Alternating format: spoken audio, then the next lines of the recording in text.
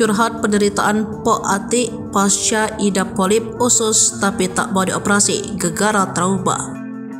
Penderitaan Pok Atik pasca mengidap penyakit polip usus kini cuma bisa makan ini. Meski sudah mengetahui penyakitnya, namun Pok Atik belum berani melakukan operasi.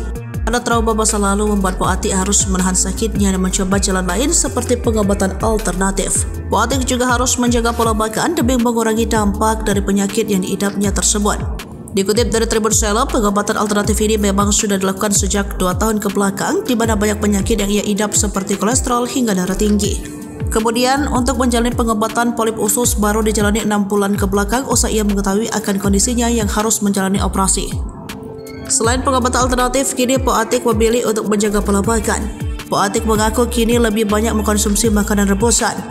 Meski mengidap penyakit tumor usus, Pok Atik masih belum berani melakukan operasi demi kesembuhannya. Jeritan hati Pok Atik bak tercurah saat menjelaskan alasan belum bisa melakukan operasi untuk penyakit tumor usus yang diidapnya.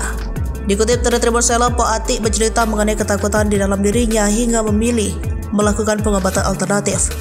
Ada alasan pilu di balik ketakutan Pok Atik melakukan operasi. Pok Atik mengatakan sang ibunda meninggal setelah menjalani operasi penyakit yang sama.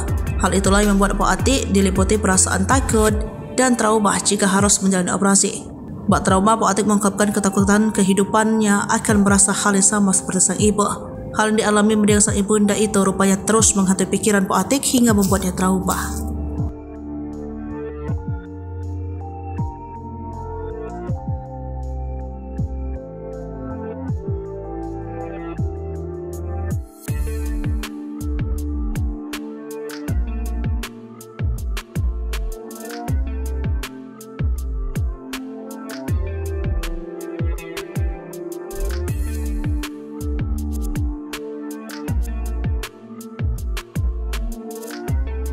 Download Tribun X sekarang, menghadirkan lokal menjadi Indonesia.